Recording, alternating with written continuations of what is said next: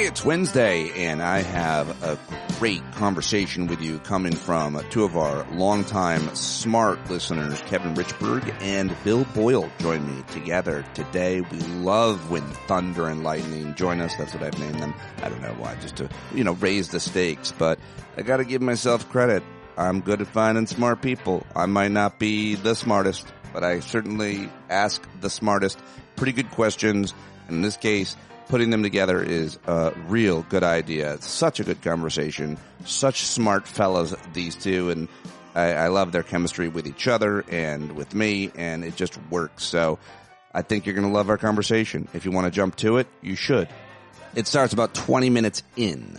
If not, stay for the news, because I've got your headlines coming at you right now. Can't do it without you and your support. Patreon.com/Pete Dominic is the place to go. No ads on the show, if you haven't noticed. It's just me and you, and I can't do it without you. So subscribe now or pay more if you can. All right. I hope you're doing okay. Checking in with you, check in with yourself right now, and I hope you are maintaining some kind of balance somehow, if that's possible. And if not, maybe tomorrow, maybe the next day. Either way, don't beat yourself up. Have compassion for yourself for all the things that you're feeling and doing, and try to get it better tomorrow, if possible. All right. Well, that's it for my pep talk. I hope that was really motivating.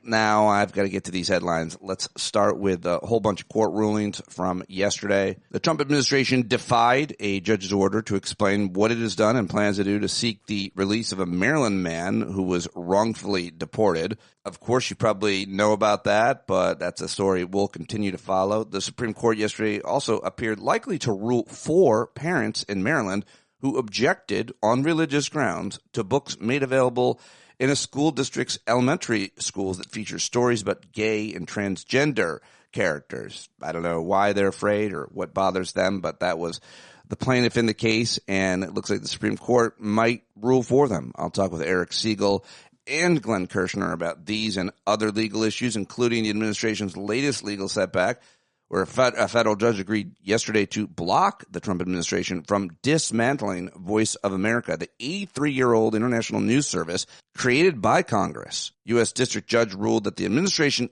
illegally required Voice of America to cease operations for the first time in its World War II era inception. So we'll see what happens with that one as well as this one, the administration's other legal setback. From around the same time, a federal judge in Colorado directed President Donald Trump's administration on Tuesday to give Venezuelan migrants detained in that state notice 21 days in advance before any deportations under a law historically used only in wartime, and to inform them of their right to challenge their removal. So some very interesting developments, legal developments. And finally, this one. The former half-term governor, Sarah Palin, has suffered her second defeat in this libel case that she's brought against the New York Times. Former Alaska Governor Sarah Palin lost her defamation retrial against the New York Times over a 2017 editorial that she said damaged her reputation. Reuters and everyone reporting this yesterday. The federal jury found the media company, New York Times, not liable after deliberating for about 2 hours. So that was a pretty big development, and there goes Sarah Palin. I wonder how much she paid for that. Second defeat. Not a great time. Not a great life for that woman ever since John McCain put her in the spotlight in 2008. The executive producer of 60 Minutes said he would resign because he had lost his journalistic independence over the show. That was a pretty big news story yesterday. The news program has faced mounting pressure from both President Trump and its corporate ownership at Paramount, which is the parent company of CBS News. And Bill Owens, who is the executive producer of 60 Minutes, said he would resign from the long-running Sunday news program, citing encroachments on his journalistic independence. It's an extraordinary declaration, says the New York Times. Owens is only the third person to run the program in its 57-year history.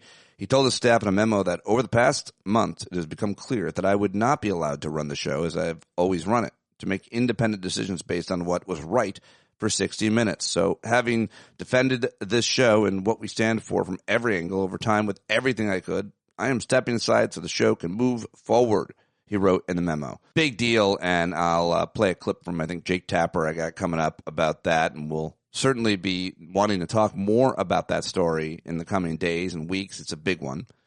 Let's move on to other news headlines. The EPA, bad news coming out of the EPA. The Trump administration set to cancel tens of millions of dollars in grants to scientists studying environmental hazards faced by children in rural America, among other health issues, on Earth Day, no less. I think I mentioned that headline yesterday, but here's more. Interior Secretary Doug Burgum, well, he's given a former oil executive and aide to Elon Musk broad latitude to cut costs and consolidate work within the vast Department of the Interior.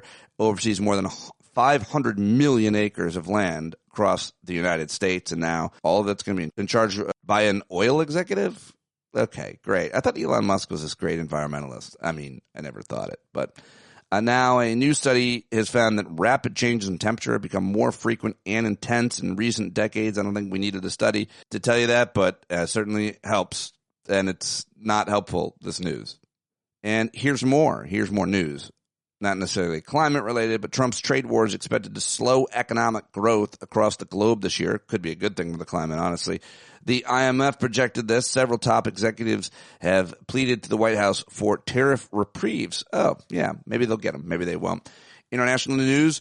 Secretary of State Marco Rubio decided to skip the next round of ceasefire talks in Ukraine and Russia, and Kiev said it would not accept a deal that recognized Russia's legal control of Crimea. Big development there. In India, militants opened fire on tourists in the Indian-controlled region of Kashmir, killing at least 24 people, a massacre in India. In New York, 3 federal prosecutors who worked on the case against Mayor Eric Adams said they would resign rather than admit wrongdoing. So that's a pretty big deal. And finally, this authoritarian dictator baby is stepping into a local issue in my state, in New York, out in Long Island, in Massapequa. He wants Massapequa High School there to be able to keep its chief mascot, which is a depiction of an Indian chief in profile with the whole feather headdress and everything. Well, they want to get rid of it, and Trump, well, people are divided on Massapequa, of course, but Trump is stepping in. He's got something to say about this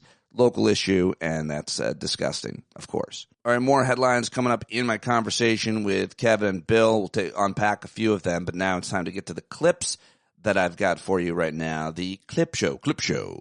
Let's start with Jay Tapper, the newsman at CNN, talking about Bill Owens, the newsman at CBS, and this major development I just mentioned. Of course, the Trump administration is suing CBS for no good reason at all. 60 Minutes in particular, their Kamala Harris interview, which was nothing at all wrong with it. And according to legal experts, Jay Tapper hears from, they would definitely lose. But Paramount, which owns CBS, wants to merge with another giant company called Skydance. And, well, take it away, Tapper. And legal experts, left, right, and center, say that this lawsuit in a court would certainly fail spectacularly. But Paramount Global, which owns CBS News, is currently trying to merge with Skydance Media. And in order to do so, they need the approval of the Trump administration, specifically the FCC. And under the FCC's brand new Trump-supporting commissioner, Brendan Carr, it has been suggested that Trump's news distortion allegations against 60 Minutes will be considered by the FCC before any merger is approved. Now, Sherry Redstone is the majority owner of Paramount, and she stands to make a fortune if this multi-billion-dollar deal, this merger, goes through. And it seems as if Sherry Redstone is likely to bend the knee to Trump and settle this allegedly frivolous lawsuit. Now, Bill Owens, until today the head of 60 Minutes, rightly believes that 60 Minutes has nothing to apologize for. And that's what's going on. That's the context. One 60 Minutes source tells me, quote, the lawsuit was baseless. He wouldn't apologize, meaning Bill. Bill Owens wouldn't bend. He fought for the broadcast and for independent journalism, and that cost him his job. It's shameful, unquote. A second 60 Minutes source tells me, quote, Bill has widespread support at 60. He's dedicated his life to CBS and the broadcast. And this was his last act of dedication to it. It's like a guy who has been battling for months against an attack, unable to defend the broadcast from inappropriate corporate influence. He pulls the pin from his last grenade. He sacrificed himself, hoping it might make our corporate overlords wake up and realize they risk destroying what makes 60 Minutes great. It seems clear now, in a quest to sell the company, Sherry Redstone and others will bow to presidential pressure. 60 Minutes is one of the crown jewels of American broadcast journalism, and they have no problem crushing it in their race to make a deal and make themselves richer, unquote. Sherry Redstone had no comment when we reached out. President Trump, of course, has been trying to kneecap anyone providing oversight over his administration. He literally started his administration by firing a whole bunch of inspectors general. He is currently ignoring judges and courts. He and his MAGA forces intimidate the legislative branch from uttering even a peep of criticism. They're going after law firms. They're going after universities. And this war against the Fourth Estate journalists is of this piece. Owens is not without his critics, of course, but this is not about one man or even about one show. It's about an attempt to be rid of criticism. The Pentagon has taken the offices of CNN and NBC and the New York Times and Politico and reassigned them to outlets that provide more flattering coverage, like Breitbart. The White House is doing the same with wire services, its war against the Associated Press, and bringing in folks like this one from last Friday. Photos have emerged of Senator Van Hollen sipping what appears to be margaritas with Abreu Garcia down in El Salvador. Do you encourage other Democrats to fly down to El Salvador to meet with this illegal alien who's an accused wife beater? I like this guy. See, now this is the kind of a reporter we like. There aren't enough of them. That person, of course, that was asking that question was asking about a lie. Senator Chris Van Hollen says that those margaritas were never touched. They were set up on the table by somebody working for the president of El Salvador to make a joke of this senator's meeting. Those margarita glasses were propaganda, and that's what that person asked about. And, of course, that's the kind of reporter that the president likes, because that question was not the question of a reporter. And that is the context of Sherry Redstone's likely bending of the knee. Hope the money's worth it, Sherry. Hope the money's worth it, Sherry. Oh, I like that. That was good. Good stuff from Jay Tapper explaining it. It's a longer clip if you want to watch all of it. Speaking of good explainers, this is Sarah McBride. She is a first trans woman who is a congresswoman, and she is also from, I think, Delaware. She was on Pod Save America, and she explains politics in a way that I've never heard it, specifically the Republican and Democratic parties in the United States of America. This is absolutely brilliant, and this woman is brilliant. Every time you hear her speak on the House floor and interviews, here she is. How do we fight smart in a macro way? And how do we recognize that there are two different standards for the parties? And those two different standards make a lot more sense when you recognize that they are just the replication of sexism and misogyny. The Democratic Party is the woman of politics, and the Republican Party is the man of politics. It's why Donald Trump can scream and yell, and people see him as strong, and why when we scream and yell, we're seen as hysterical and shrill. It's why Donald Trump can hate and insult more than half of this country because we tolerate deadbeat dads, but Democrats can't say anything about any voters that impugns their motives and their good faith, because a mom has to love every single one of her children. And so I've been thinking about, how do you grapple with that reality? That is a real double standard. We can't pretend that it doesn't exist. Marginalization doesn't stop in politics. We recognize it exists in our individual lives, systemically. It exists in our politics. And so we have to grapple with the world as it is to change it. And I've been thinking about, how does a woman successfully push back, navigate a workplace, a world where so often her passion is held against her. And the socially acceptable path for a woman to fight back, unfortunately, is when she is defending her flock, when she is defending her family. And I think we as a party would do well in replicating the strategies that women so have to employ to successfully navigate this world. And instead of fighting back in a way that makes Trump the main character, fight back in a way that makes consistently our constituents, individual people, human beings the main character. Trump can be a supporting character, but we do fall in this trap of making him the main character. And I think if we always keep it local, keep it centered on our constituents, on people that we're defending, not only does it allow us to fight back and have that passion in a way that is heard the way we want it to be heard, but I also think it helps to reinforce for a voter the answer to the question that I said at the start, which is, do you care about me? Do you like me? Yeah. Really well said. I like that a lot by Sarah McBride. And so there it is. There you have it. Good stuff. All right. Let's head over to the CBS Late Show where Stephen Colbert had Senator Raphael Warnock on. And I forget which one of you sent me this, but I thought this was great, and I'm so glad to share it with you. The top gets cut off, but Colbert asked Senator Warnock, what is the value of hope? Value of hope? Oh, hope is everything. And when you lose hope, you stop fighting. And there are those right now. I mean, we can talk about the cuts and all of these things that I'm happy to talk about, that I think they're trying to push a rather immoral budget through the Congress right now, where you rob from the poor in order to give to the rich.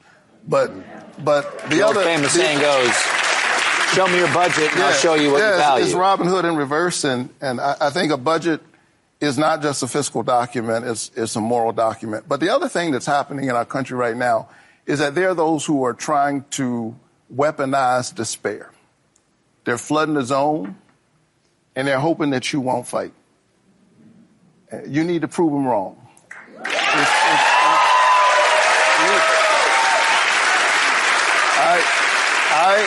I still believe that the power in this country really does rest with the people and not the people in power. And if a kid who grew up in public housing, number 11 of 12 children, first college graduate in his family, can become a United States Senator, anything is still possible in America. Yeah, good stuff. Good stuff from Raphael Warnock with Colbert. And now here's Stephen Colbert's old boss. It's Jon Stewart talking to comedian Ramzi Yousef on The Daily Show, asking Rami Youssef the difference between Islamophobia and anti-Semitism. Islamophobia and anti-Semitism are such brethren in like different moments, you know. Yeah, but we got like a really bad end with our like Islamophobia is weak. Like it just sounds phobia. Like, well, yeah, because it's like arachnophobia or like what, it just sounds like, oh yeah, you had a weird Islamic experience as a kid, huh? You got a little Islamophobia. Oh, you don't like flying or Muslims? No, but no, you can get over it. Just like try some halal meat, and then like you'll get over. Like, you know, it's like Islamophobia, it's like a shellfish allergy. It's like, oh, yeah, no, he doesn't want any. He has Islamophobia. Like, it sounds so benign. Anti-Semitism is like, whoa, like, dude, like, what are you on about? You know, so I think even from just on a real word language level, we're at an incredible disadvantage. I never thought of it that way. Yeah. And that's because you're Islamophobic. And that's like wild. That's wild because it's just wild because we know each other. Yeah, I know. We're both from Jersey. The ism. It's I'm gonna have to go through our text chains and find out how subtle my Islamophobia has been here. It's there. Yeah. But they'll hit me. I generally get, no matter what I'll put on the web, and I try not to do it much. Third comment is always, you changed your name, Jew. And you're always like, really? I'm fooling people? Is that? Look at this face. Like, you'd see this maybe on a Yentl poster. That's the only... All right, there you go. All right, those are the clips I've got for you today. Sorry, I don't have more today. I ran out of time. But I do have a great conversation with Kevin Richberg and Bill Boyle coming right now. Can't do it without your paid subscription. Second plug, patreon.com/Pete Dominick. Pay more anytime. There you go. Well, Richberg is a farmer, and he went to MIT. And so he's a scientist. He's traveled the world. He's been to over 130 countries. He was a travel photographer for a long time. Brilliant guy in all kinds of different ways. And we're going to be going to his farm September 5th through 7th. You're all invited. Slate Hill Edible Forest. Details to come soon. But Kevin, very good friend of mine, and joins us regularly at the Hangouts, as does Bill Boyle, who is a businessman in Washington, D.C., where he owns parking garages and more. And he's also an astute student of politics and history. I love having both of them on together. You can follow and support both of them. I'll get more information on them in the show notes. If you want to learn more, I'd love for you to let them know that you've heard them here on the show. But most importantly, if you're a paid subscriber, you can come hang out with both of them on Mondays and Thursdays. They both usually join us. You can challenge them, ask them questions, make fun of them, all of which I do in this interview. Love these guys and love talking to them. I think you will too. Let's do it right now with the Rich Boyle, BoyleBerg, Thunder and Lightning, Kevin Richberg, and Bill Boyle. All right, there they are, Boyle and Richberg, Thunder and Lightning. We had to do it. It had to be done, and there's a bunch of issues that I wanted to get through with you boys, but we got to start at the Vatican and the Pope. The Pope is dead, and you've had 48 hours to hear from people, and before we go to a Catholic, we just want to get Kevin Richberg's take, because he's a cynical bastard and probably doesn't love organized religion much. But you said something right before I hit record and before Boyle stopped in that I wanted to get Bill's reaction to. Yeah, I this is my genuine feeling. I'm not a religious person. I find that when people have religion in their heart and they execute it in a positive way for themselves and everyone around them, I love it for them. That's great. But I said that it is my honest belief that Pope Francis left the Catholic Church better than he found it. Now, that having been said, the Catholic Church was in the trash, so he basically took it out of the trash and dusted it off. Boyle, I can see that's you're a great way to put it. I really deeply, do. I can see you're deeply offended, Bill. No, really, it's a great way to say it, because the bottom line is that the Catholic Church still was resisting under Benedict, dealing with the crisis, sexual assault crises that had been going through, and it was still under the sway of John Paul I's sort of conservatism. And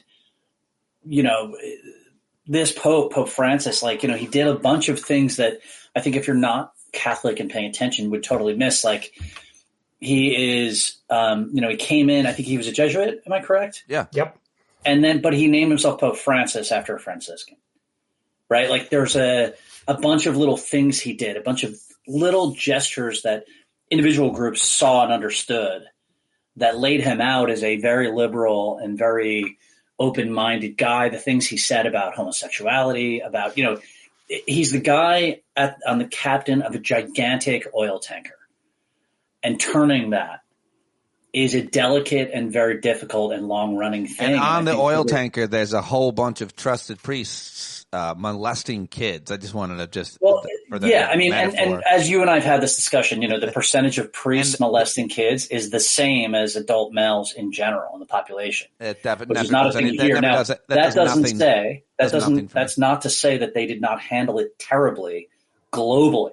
The thing, right? the As difference between they were awful about it, and I think that Francis did a lot to help with that. And by the way, something that people probably don't realize is he appointed 80+% of the cardinals who are going to be replacing him, and that's permanence. That's a way to cement. He's turning the church into a more liberal institution. Whatever. And I think that is going to be it's almost he did more to make the church more liberal than John Paul did to make it more conservative. Okay, well, and that's a big deal. I don't like your same percentage of males in general statistic. It's like men suck. Well, no, because I find men suck, but most men aren't trying to build trust and credibility with kids and then trap them in a fucking. But the same percentage are doing that in the regular population versus priests or any other group. You would be amazed at how many high school teachers molest kids. I wouldn't be. I know how it's many a lot, soccer coaches. It's a pervasive problem. This, to be very clear, does not let the Catholic Church off in any way, and I would argue that it has much greater responsibility as an institution to handle things in a good way than your local fucking soccer club does. Although they all do. Fair enough. Let me move on. I got a bunch of them. Let's keep it because I wanted to get both of you guys your take on a lot of this stuff. Let's move from the Pope to another specific person. It's Elon Musk. And oh, my buddy. We've heard, well, real quick, Kevin, do you think that J.D. Vance killed the Pope? I'm sorry, I forgot to ask. That's the first question I asked. I had to. I was just asking questions. I basically think that we should all just come out and say that. I think that's the level of discourse that we're in right now as far as where the truth matters in journalism. Just print J.D. Vance killed the Pope, and dare people to prove us wrong. Well, so I would argue that he didn't kill the Pope, but he just destroyed all hope that the Pope may have had in the future. I'm sticking with it. J.D. Vance killed the Pope. You heard it here. Prove me wrong. Okay. Yeah, he just came in and sucked all the life out of the room and out of the Pope, you could say. The thing that I just had to get you on the record. That was a weird thing. That was so weird. The guy seems to have some really bad luck. They gave him that trophy the other day, the Ohio State college football team. The trophy broke, and he really just there's so much bad energy around him. Remember on the campaign, like so many gaffes. It's weird, but people that dude is just seems like bad luck, a bad charm, if you will. The CEO of Tesla, Elon Musk, the head of Doge, apparently he's not long for the federal government. He said that he's going to be spending less time in working on the government and more time working on Tesla. Tesla has lost a record profits. I don't have the numbers in front of me. 71% of their profits. 71% was the one I just saw. Losing 71% of anything. 71% of what? Tesla reports 20% drop in auto revenue as first quarter results. 71% is drop in profit. An overall annual? No, in the quarter. And then my understanding. And then on top of that, their only profit is from selling carbon credits. Carbon credits are starting to expire. So Tesla as a company, the base of its profits is starting to expire by law. On top of that, the EU this is a thing you will not read in the news, but what I'm hearing is the EU is starting to push companies not to buy carbon credits from Tesla. And he sells almost all of the carbon credits he sells to Europe. So and then added onto that, they have 25% more production capacity of vehicles than they're selling, which means this is a death spiral for a manufacturer where you've built up all this capacity and you just can't. No one wants your product, so your assembly lines are sitting idle. Tesla earnings plunge 71% in the first quarter. Tesla profits drop 71% amid backlash to Elon Musk's role under Trump. Who could have seen it coming?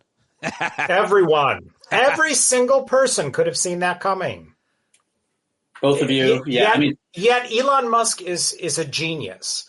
This idea that he is intelligent at anything, truly, truly intelligent at anything, is so farcical. So stupid. Well, so I would say that and it just keeps going. Yeah, I would say that what's fascinating about him is he has a real ability to sell to the incel fedora wearing market. and that's not hard, Bill. Nobody, given what I do for a living, in 15 minutes we could come up with a full. But no, he's really better at it than most people. And the business I'm in, I'm around car people all the time. My partners go to the track on the weekends to race their own cars. You know what you never, ever see at the track? And Pete, your father is this kind of guy, and he could totally agree with this. You never see a Tesla. No one takes a Tesla to the track to drive it. And the point I'm getting at is Teslas are not car guy cars. Teslas are fedora-wearing incel cars for guys who think that women will like them if they're good at Fortnite and make enough money to own a Tesla. Right? Like they're not so they don't have like that core that Mercedes or BMW has of people who really know the car and love the car for the product. And I will tell you, all of you should go and listen to the earnings call that Elon Musk did tonight, where he explains what's going on. And one of the gems from the call tonight was he said that they already have their robots doing useful work in the Tesla factories. And they'll have many more robots working in the factories next year.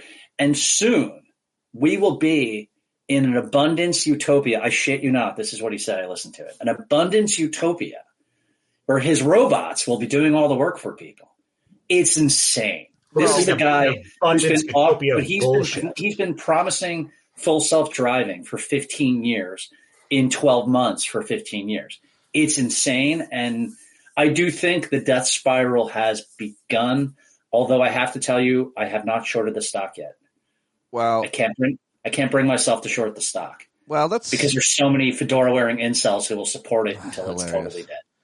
Anything else on Elon Musk, Kevin? Any other thoughts on his role and how the exit? The damage is already done. This is going to be my answer to a lot of other things that we're going to talk about tonight. The damage to the government that was going to be done by him has already been done. What about so he's Kevin? Literally the character in the meme who tosses the Molotov cocktail over her shoulder and the whole building and car burns.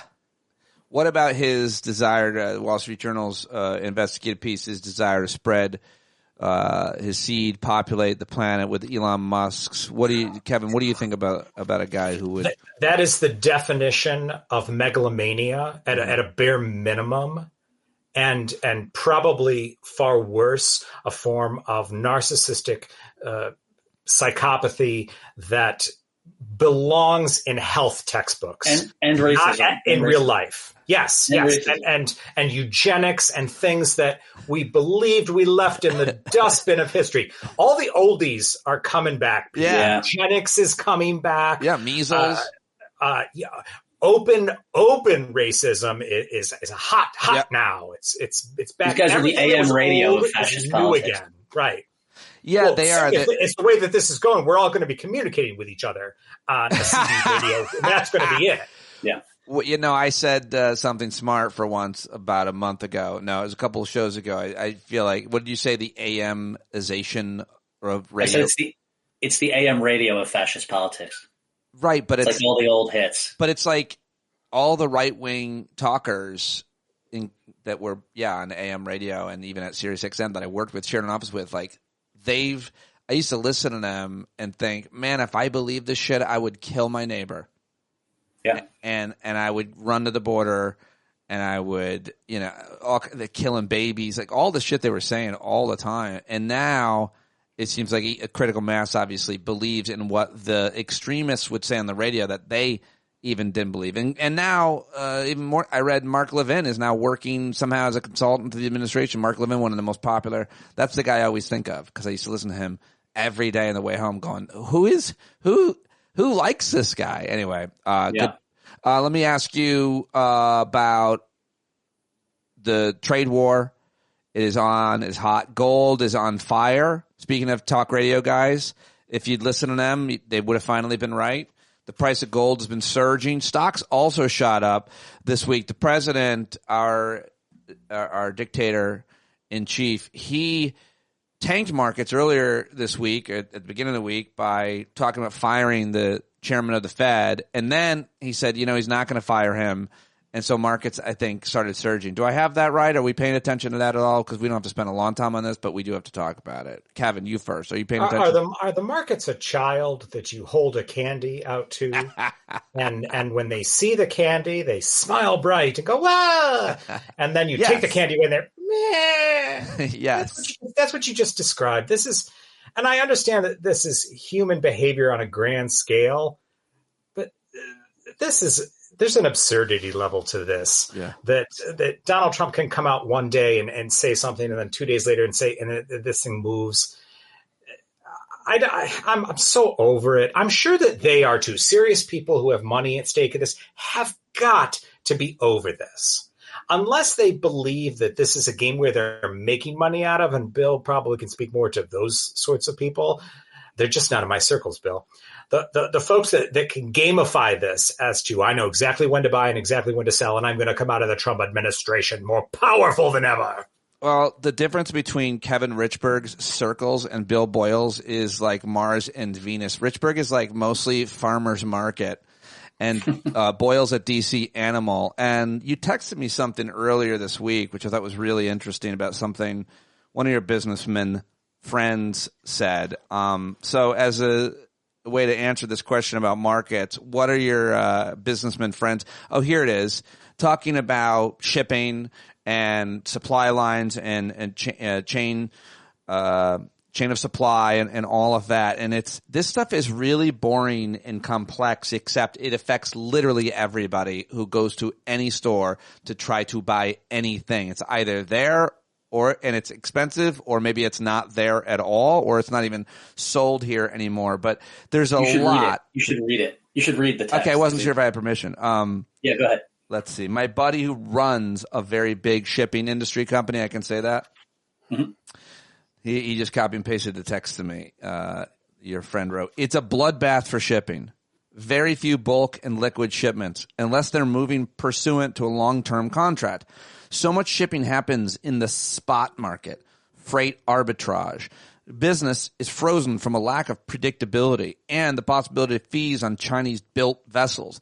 The administration has an incredible limited understanding of the business." Now, most of that you can be forgiven to not understand. But if you can just put those words together, and specifically the line, "business is frozen from a lack of predictability," to me, that's the one that kind of put the hair on my arms. The hair on my arms stood up when I heard that. What do you want to translate that? So the predictability is the key to business, right? It's why the U.S. dollar is a reserve currency. It's why the United States is considered to be a safe haven, because the law protects you from arbitrary actions of the government, of other business, people, etc. In Russia, they have a problem of armed gunmen coming in and just taking over businesses. And if you don't have enough pull in the government, then you either have to shoot the guys doing it or you have to give up your business, right? In the U.S., we have predictability because we have rule of law and we have basically fair business environment. The problem with the tariffs is that is just a totally arbitrary imposition, a tax between 10 and 125% or 145%, depending on the country, on things you're buying. And it's gone up, it's gone down. They say maybe we're going to keep it, maybe we're not. Maybe if you go Tuesday, today, and you buy a bunch of product in China and you think you're not going to be tariffed, but then in the meantime, Trump, or maybe you figure out the tariffs 100%, you put that into your costs. Halfway across the Pacific Ocean, Trump says, fuck it, it's going to be 300%. Right. And now you can't predict what your costs are, what your profit is. What that does is you immediately stop fucking spending money. You wait. If you were going to build a factory, you stop. If you were going to hire people, you stop. If you were going to go make a deal on tea from China, you don't fucking do it because you don't know whether you're going to win or lose. You can't even remotely predict it because the guy at the top is making insane arbitrary decisions. So that's when he says the spot market in that quote, that's most of the spot market is you show up at an exchange, you say, I have this much to send. People bid, shipping companies bid on your product, on your bulk shipment. You take the best deal, you give it to them, they deliver it to America. Well, that's 80% of the market. That's 80% of everything shipped, which means that 80% of everything shipped, no one can predict what it's going to cost them. And so it doesn't get shipped at all. Nobody, it's crazy. Well explained. And by the way, you know who is about to get royally fucked is trucking companies. Because ships from China, 3 weeks ago, somebody told me, I think only 25 ships came back empty from China. You brought a product to China, you want to fill that ship again and bring it back to the U.S. That's how you make money. Bring a product both ways. Well, because no one's buying anything from China because they cannot predict what their loss or profit's going to be. These ships, no one's bidding on them. So that ship comes back. It's called a dead load. It's an empty ship, and it's only costing you money because you have nothing to put in it to move as merchandise. So it was 25 ships a couple weeks ago. It was 51 ships last week. I'm hearing the count is 85 plus this week. Then a bomb. Now those ships, by the way, a timer is coming. Well, but those ships come empty.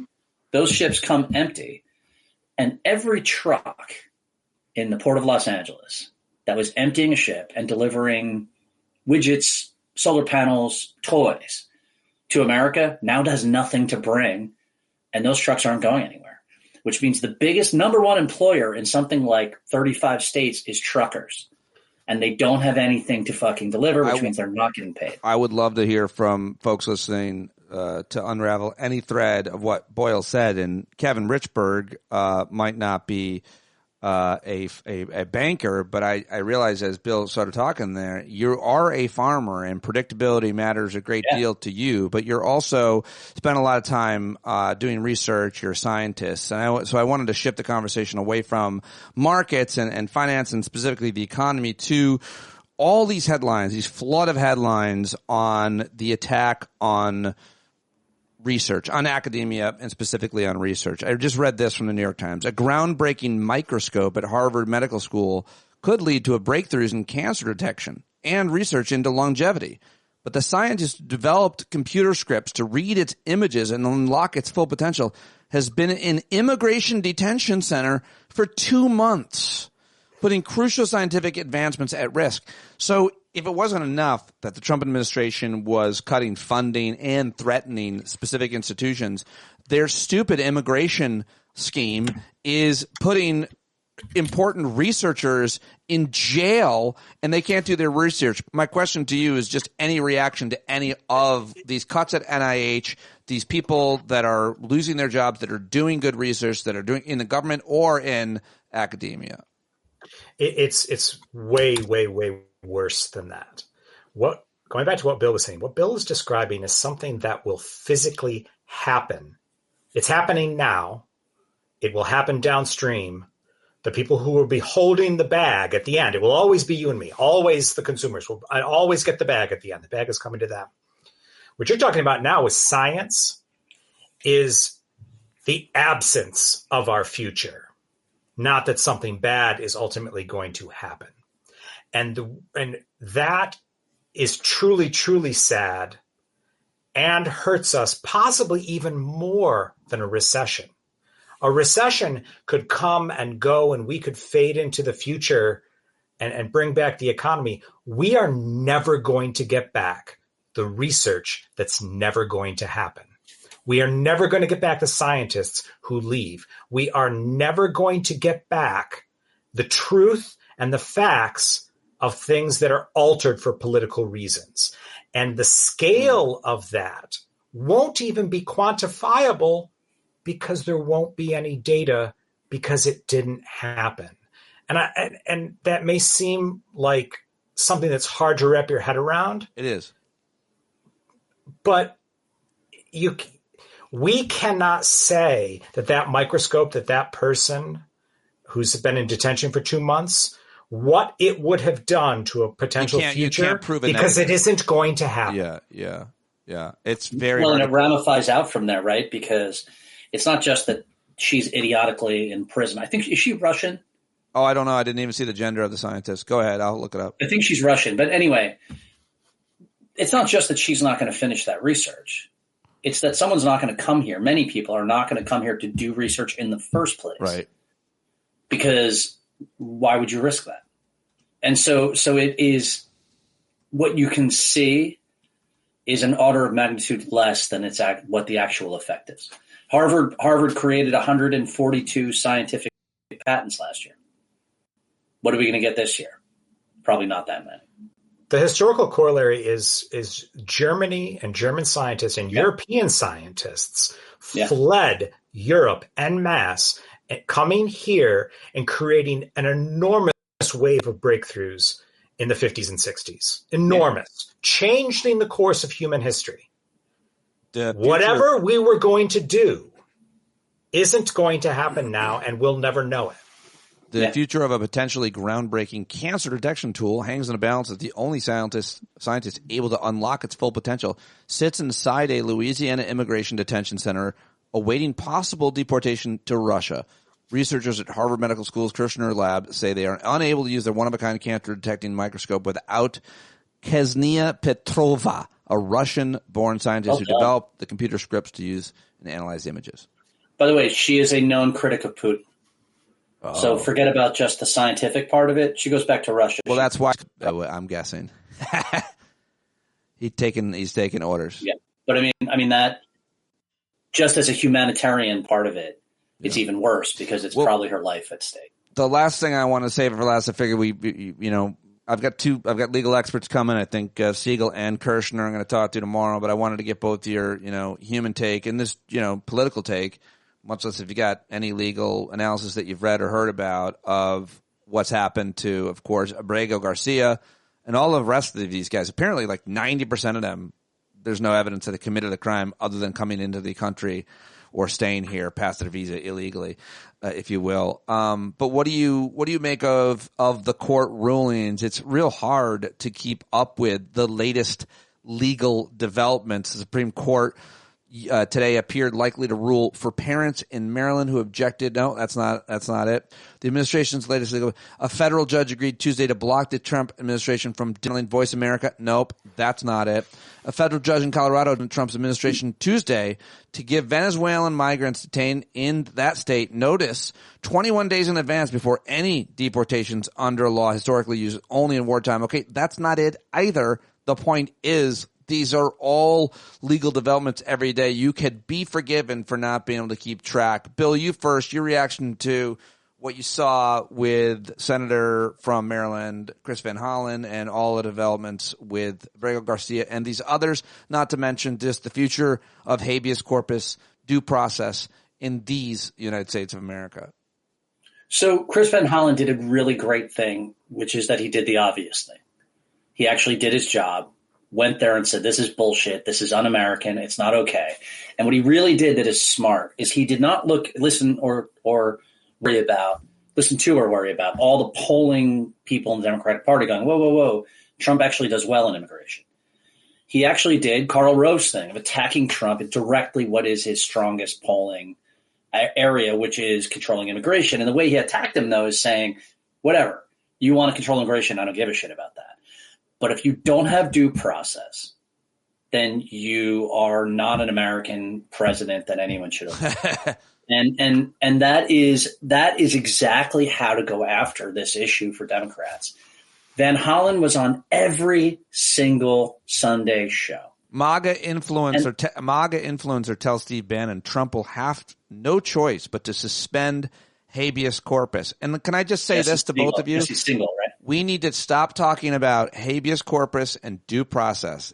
Those are words like democracy. We need to explain what they are to people, and we need to make people think that they might get accused of a crime they didn't commit. We need to make people think that that's a possibility. It's really easy. You say to people, look, you may not love it that you have somebody who's illegal commit a crime here. But you wouldn't want a buddy of yours thrown into a gulag in El Salvador with no recourse. That's ridiculous. It's crazy. Won't happen to you. I don't honestly think that that's hard for anybody to understand. You would say to somebody, you don't want to get a traffic ticket without there being evidence you sped. Yeah. It's the same thing. But I think that the big issue here, the most important part of this, the constitutional crisis is here undeniably now. Because Trump is already defying the Supreme Court. Supreme Court said you have to facilitate this. And as they said in their midnight or 1 a.m. judgment the other day, facilitate is not a inactive verb. You got to go and do this, right? And so I think, and I think that the crisis is here. I will tell you, I talked to some very conservative, very anti-democratic lawyers, one of whom is a law professor out in the Midwest who Eric Siegel knows. They are all now vehemently anti-Trump. He is killing off the last vestige of the people who were kind of going like, relax, it's not that bad. That's done. And I think that is a gigantic mistake for Trump. I think it's going to bite him in the ass as time goes on. And on one level, I know this can get a lot worse, and I think it will.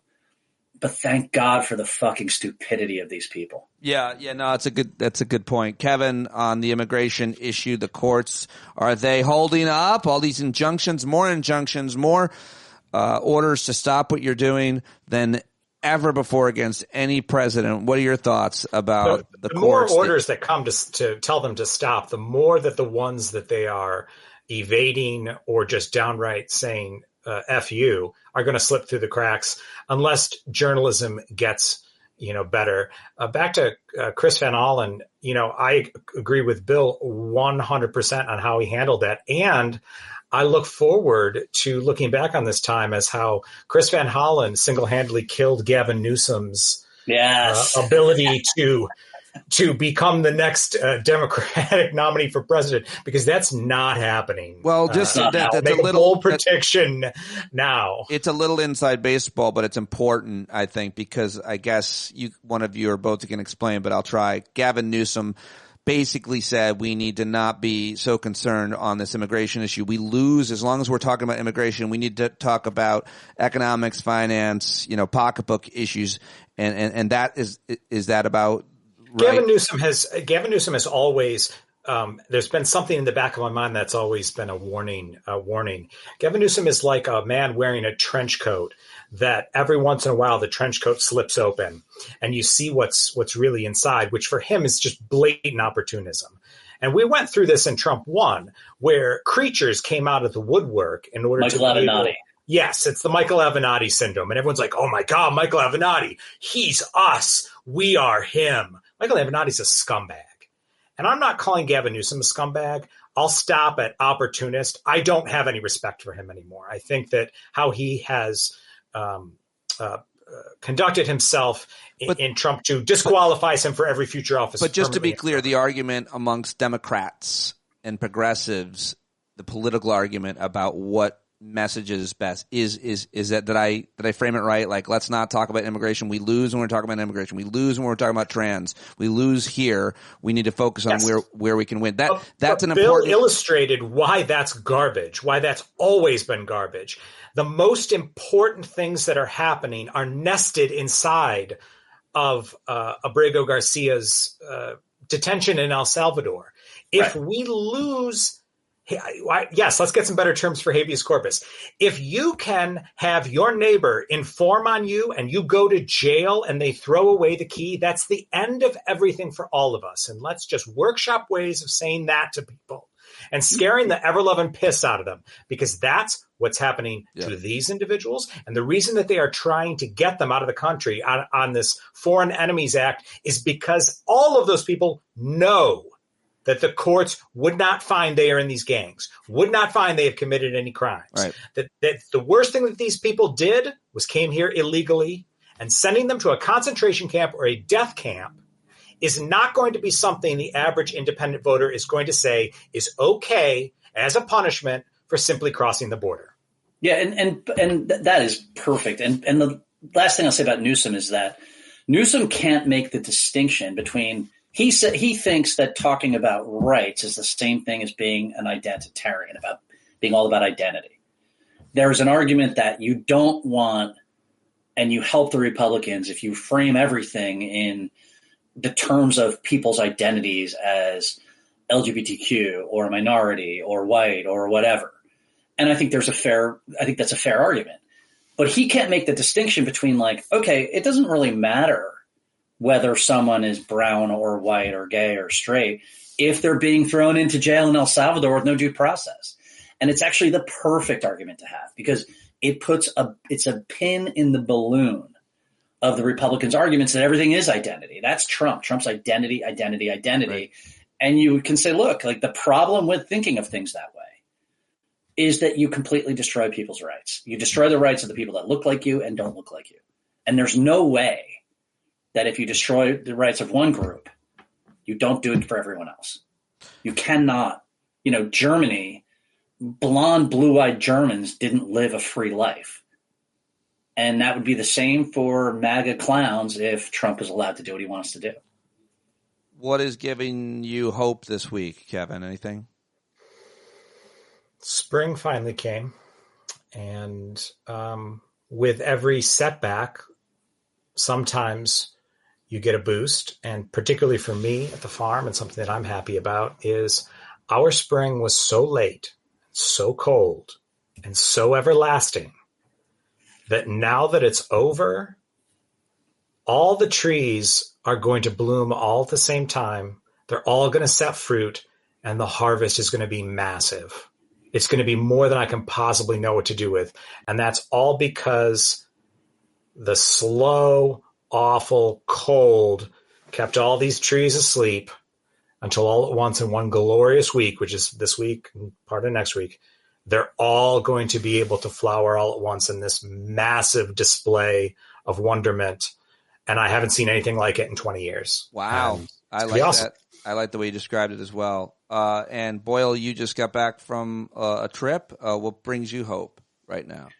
Right. Yeah, I just got back from Mexico City, and I could say that the taquerias in Mexico City are enough to give anyone hope for anything. But a pop cultural reference, actually, which is it's really striking to me that the series Andor is coming on tonight. It's next season.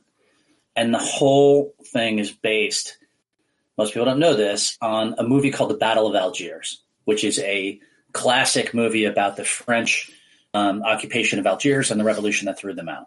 And it's the kind of movie that the guys who were trying to overthrow the Taliban and the American generals are watching this movie to learn how to do counterinsurgency in Iraq. I really tell everybody to watch Battle of Algiers, but you have a Star Wars series that is based on the Battle of Algiers as a way to explain why people fight for freedom. And it's gigantically popular in the United States. I don't know if you guys have watched it. Because it's exceptional. It's one of the best science fiction television series ever made. I rewatched the series in preparation for series 2. It's so good. If you're out there and you don't watch Star Wars, this is the one you want to watch. If you watch nothing, you watch Andor. Watch Andor. But here's the thing. The fact that really rings a cultural bell in America right now tells you something about the political culture that underlies everything that makes it harder for someone like Trump to be somebody like Putin or Orban. And I think that ultimately we are a country that is founded on a revolution.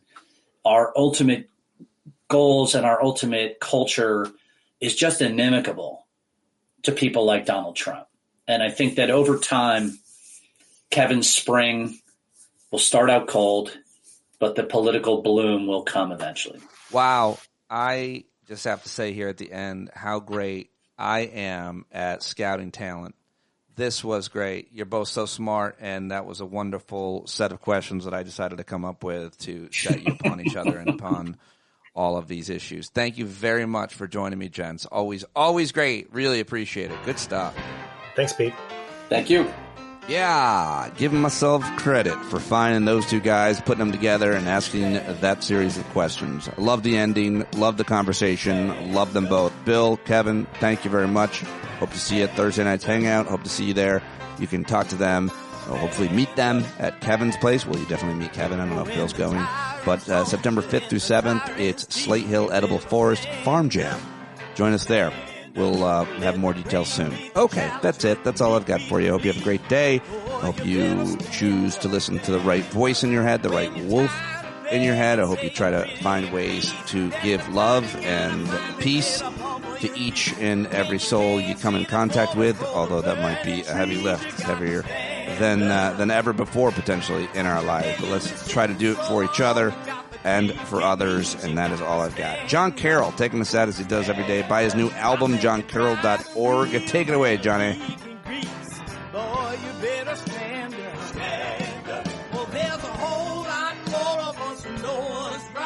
Keep right on ignoring us if we keep things right. We got